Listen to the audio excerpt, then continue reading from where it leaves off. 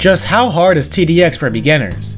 If I showed you the TDX grind back in 2023 as to now, you would see a much more difficult grind. But I want to see how much the TDX grind has improved over the years by getting every single tower on a completely new free-to-play account. So let's start off with the first priority, beating intermediate mode. Now a really cool thing players have access to straight off the rip is Ranger. And now I know most of you don't see anything crazy with them, but I see crazy value. Ranger has access to burn DPS, splash damage, armor penetration, and stealth detection, all for a crazy cheap price. Since he has all of this, we're actually able to completely skip easy mode and run straight into intermediate on a normal map. Castle Valley is a great map for this, since the path winds around a lot. Just by getting a few bottom path Rangers to handle most of the early to mid game, we're able to just relax and lean back as Ranger cleans everything up. And it's only when the Predator arrives that you need to bait it, as it one-shots max level Rangers with its single shot attack. Other than that, you just need to spam 5-2 Rangers on Eradicator to beat intermediate that easily. And with the gold we get from that metal bonus, we can buy a couple towers afterwards. Shotgunner was my first pick, as he's only 450 gold, and he has really good cost efficiency. And right after beating intermediate for the second time, I also buy Barracks, as it's also really cheap to unlock, and it's probably one of, if not the strongest beginner tower anyone can unlock. With just these two new towers added to our loadout, we're already able to easily grind some hard maps. Now I know some of you may be skeptical as to how I am playing on a hard map when I'm below level 15, and that's because queuing up in the party lets you get a chance at getting a hard map in the map voting section. Lucky me, I got Simulation, which is a really good map for getting an easy medal in. Anyways, Barracks completely takes care of any stealth enemies and cleans up any leaks, letting me sit back even more and not worry about anything, eventually leading to an easy win. And now that we have a loadout that's pretty good with cleaning up intermediate on many maps, it's time for us to quickly move to the next game mode, that being Elite mode. Elite is very dense in hordes and stealth enemies, so we're gonna need John, Barracks, Shotgunner, Sniper, and Grenadier. Luckily for us, we can get some extra gold from the Battle Pass, and with the gold we get from our 5th intermediate win as well, we are now able to afford John and Grenadier. But why would I buy Grenadier? Well, Grenadier is a great option due to his buff in the rebalance update. He can now throw napalm grenades anywhere within his range, which is insanely good, as I'm able to deal with stealth enemies much easier. It also reduces defense, which is a completely new mechanic.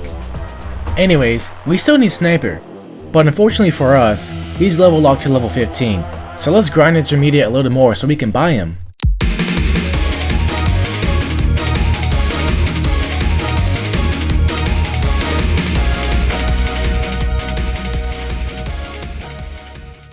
After a quick few games, we reached level 15, and after purchasing Sniper, I decided that Ancient Sky Island would be perfect for Elite mode, as it lets me easily stack Barracks troops. The overall strategy was to use Shotgunner as my early DPS and tag on our Grenadier. Sniper is also here now, which can help a bit with unstealthing enemies, and providing me good air DPS. However, we won't be using Sniper for its unstealth ability until much later, as this is because there's not many stealth enemies before King and Queen spawns. Once King and Queen do arrive, it's a pretty close match due to the lack of EDJ in my loadout. Thankfully, John's axe swing is an amazing way to DPS down King and Queen. And during the boss fight, we are also spamming 2-5 snipers, as we're going to need the air DPS very soon. And as you can see, it's a very close match, again due to EDJ not being able to give my towers extra range or fire rate. Now we have to focus only on snipers for that Cyber Dragon. Good thing for us, John is able to hit air enemies with his axe swing for some reason, so combined with Sniper's DPS, Cyber Dragon is actually no issue. But shortly after that, we have another issue, and that's the battering ram on wave 32. I have to put on half speed for him, as we don't have EDJ to boost our DPS. But thankfully, he didn't pose as much of a threat as I expected. We ended up only needing a few extra axe swings on him.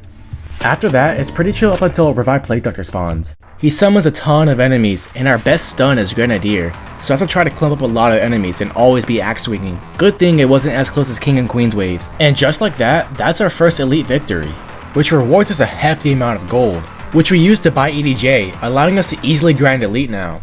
Now EDJ is an amazing purchase, as we can now make our towers cheaper, provide them more range, and give them a faster fire rate across a large radius. With that extra boost, it's more than enough for us to grind Elite with extra support. We can even pair in Jaw and Rage with EDJ for even more boost too. But what's the next goal? Well, that's beating Expert mode. Expert mode is a huge jump in difficulty from Elite to Expert than Intermediate is to Elite, so we need to take a moment here to strategize what towers we purchase next. Expert mode is very heavy in bullet resistant enemies, so John's going to be our early game DPS. We're also going to want something for air enemies, which Sniper takes care of if we choose the right map. Sniper is amazing on oil field, so that's going to be the map of choice. John isn't a sustainable DPS option once we reach Rave 20 and on, so Juggernaut is going to be our choice of DPS. Juggernaut is the best option here, as he can now overcharge himself for extra DPS, splash damage, and even sometimes heal himself. We would just need to grind for him. We're also going to slap in EDJ to make our snipers and Juggernauts way more effective. That leaves us with 2 slots left. Expert mode has a lot of enemies that deal damage, as the mode specializes in tower death, so we could bring medic as our 5th slot, but we don't need it if we play on a map like Oilfield, because we can just use sniper to outrange enemies, so we're just not going to grind for him. And for our 6th slot, we are incredibly weak to stealth enemies. John Juggernaut cannot handle stealth very well, and although Sniper can handle it, I don't want to invest in 2-5 snipers to reveal stealth, nor 4-2 or 5-2 snipers for my stealth DPS, so our 6th slot is going to be Scout Helicopter. It's the most cost-effective stealth reveal in the game, as it can catch leaks, drop bombs for crowd control, and move anywhere on the map. 5-2 Juggernaut is the best mid-game and late-game DPS up until MK2+, so Scout Helicopter will remove its main weakness, which is stealth enemies. That was a lot of talking, let's get to grinding.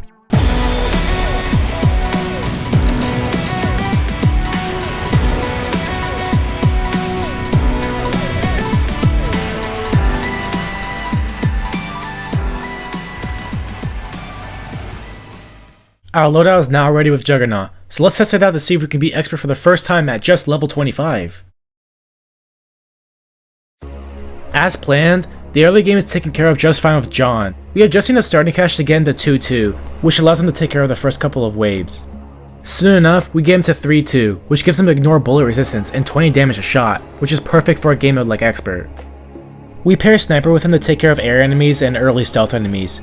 It also adds an extra layer of DPS to our defense. Wave 17 is no issue with Scout Helicopter, as it reveals that stealth jumper.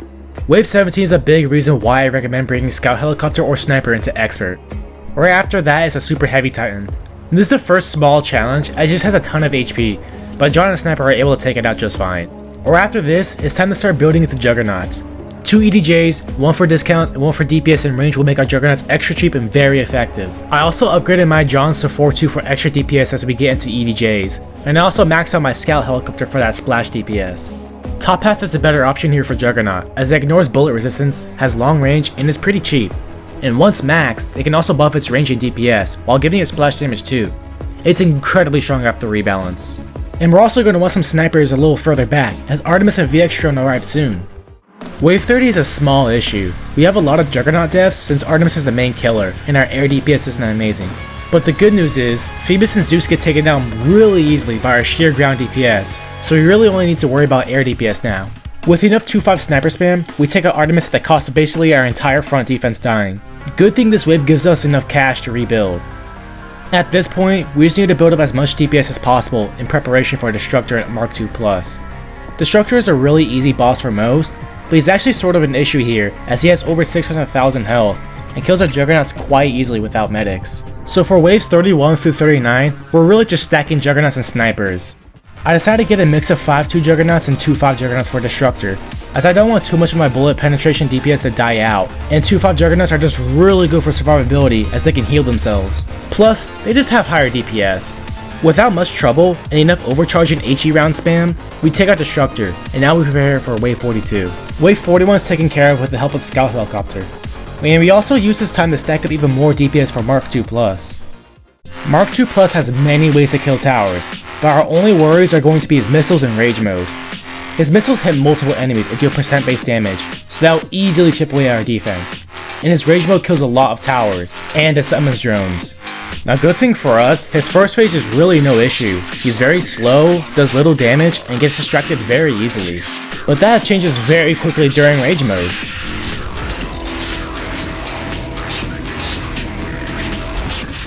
I use Shotgunner to heal up my Juggernauts, and I also use Overcharge to heal him up after rage mode is over.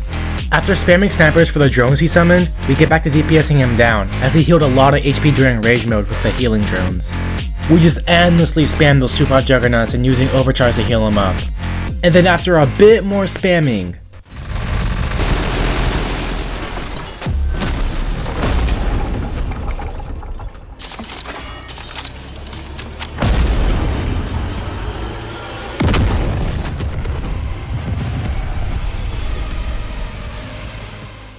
We successfully beat Expert Mode for the first time on this new account. This is where part 1 of the series is gonna end. The goals of the next episode are unknown yet, but one for sure is to unlock our first golden tower. Anyways, thank you for watching. Stay tuned for part 2.